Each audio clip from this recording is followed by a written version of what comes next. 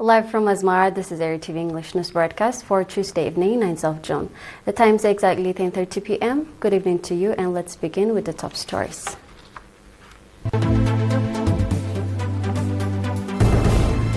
Eritrea participates in Eastern Africa Regional Technical Advisory Committee Conference.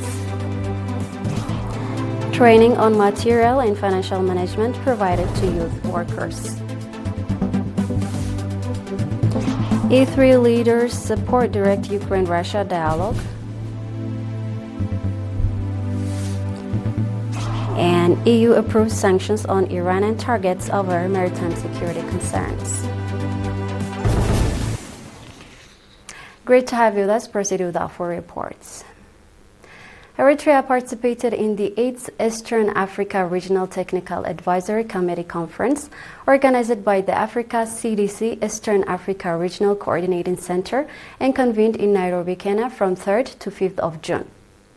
Addressing the conference, Mr. Beyene Resom, Eritrea's ambassador to Kenya, noted the experience and progress Eritrea has registered in primary health care and gave a detailed briefing on the progress made in enabling citizens in remote areas of the country to become beneficiaries of healthcare services, ensuring maternal and child health, providing prenatal and postnatal treatment, constructing maternity waiting rooms to enable pregnant women to deliver at health facilities, and organizing training programs related to maternity care.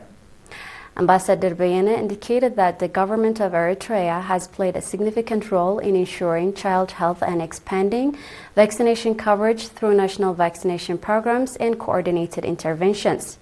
He also said that since public health is interlinked with education, water, agriculture, food and housing, the government of Eritrea is conducting integrated effort in these sectors.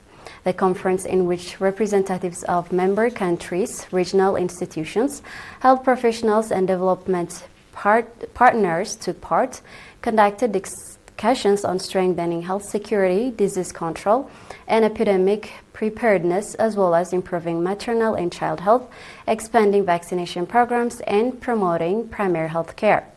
Eritrea also expressed its support and readiness for the shared commitment to advancing regional health priorities through partnership and collective action.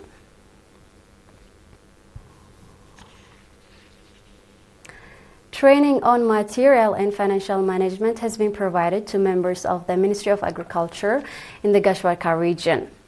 The training, organized in collaboration with the Treasury Department of Ministry of Finance and National Development, was attended by 174 participants, including 77 females, comprising heads of agriculture office in the sub-zones as well as other agricultural experts. Mr. Abubakar Osman, Director General of the Agriculture and Land in Gashwarka region, said that the training covered material management and documentation, obligation of cashier, and other related issues. Noting that after independence, the Ministry of Agriculture has been supplying farmers with fertilizer, medicine, and irrigation facilities at fair prices, Mr. Abubakar said that farmers are registering encouraging achievements guided by agricultural experts assigned in all administrative areas in the region. Mr. Ephraim Kiflu, Director General of Administration and Finance in the region, said that the Ministry of Agriculture is working by designing clear guidelines and organizing sustainable training programs with a view to boosting agricultural productivity and realizing the ministry's sustainable goal of ensuring nutritious food for all and everywhere, and that encouraging achievements have been registered to the effect. Noting that effort is being exerted to boost agricultural production by giving priorities to water and soil conservation and creating strong relations between agricultural experts and farmers, Ambassador Mahmoud Ali Huri, Governor of the region, called on the trainees to apply the knowledge they gained from the training in their workplaces. In related news, theoretical and practical vocational training ranging from 3 to 6 months was provided to 295 youth in Berri subzone in the central region. The training covered literature, film directing, poetry, and fiction writing, as well as first aid. Mr. Tesfu Fissahatzion, administrator of the subzone, called on the trainees to apply the knowledge they gained from the training in improving their livelihoods. He also commended the National Union of Eritrean Youth and Students for organizing the training programs. Mr. Samson Kifle, head of the National Union of Eritrean Youth and Students branch in the Central Region, on his part called on the trainees to upgrade the knowledge they gained through practice and play they do part in the nation-building process.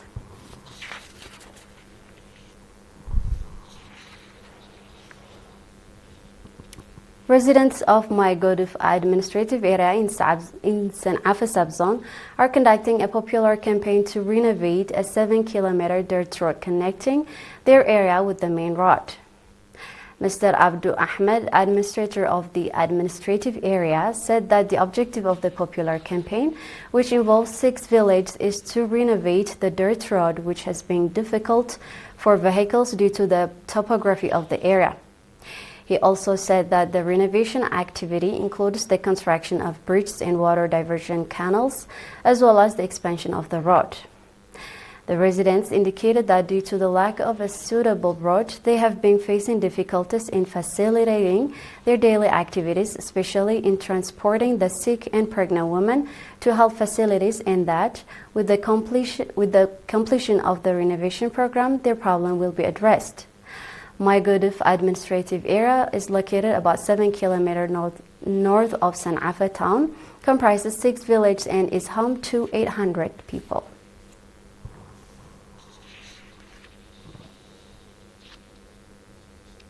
Moving on from domestic affairs to global events, stay tuned.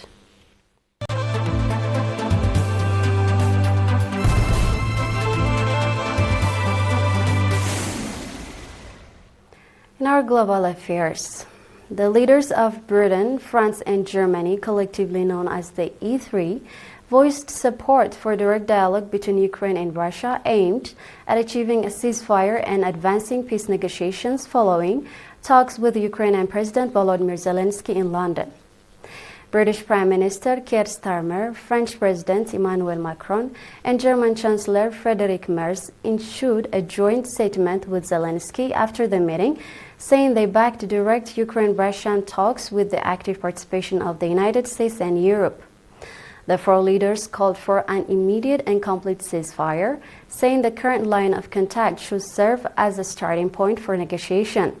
According to the statement, Europe should play an important role in the peace process with relevant efforts conducted in close coordination with Ukraine, European partner, and the United States.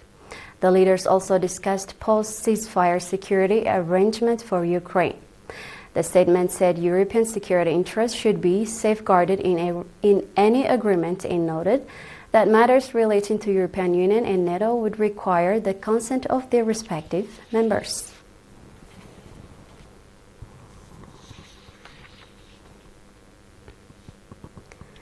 The European Union approved sanctions against Iranian individuals and entities over allegation of disrupting maritime traffic through the Strait of Hormuz, EU Foreign Policy Chief Kaja Kallas said. Kallas made the announcement at the press conference following the informal meeting of EU defense ministers in Cyprus. She said freedom of navigation is facing increasing pressure globally, particularly in the Strait of Hormuz, where Iranian action and drone activity are allegedly posed risk to commercial shipping.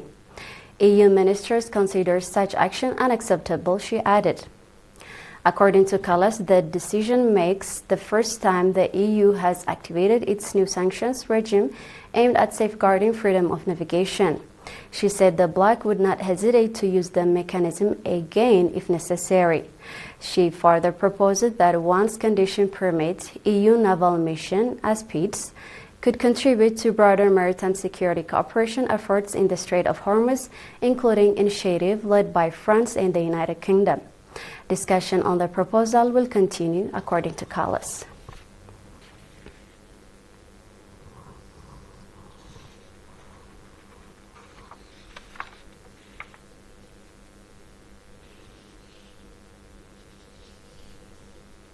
We're about to end our news broadcast, but before we say goodnight, here's a final look at the top stories.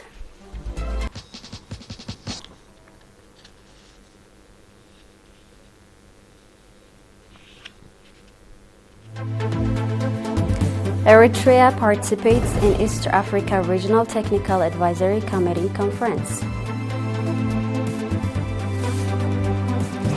Training on material and financial management provided to youth workers. E3 leaders support direct Ukraine-Russian dialogue. And EU approves sanction on Iranian targets over maritime security concerns. That's all the news for the session. On behalf of the entire news crew, thank you for watching. I'm Salim Brahana, wishing you a great night.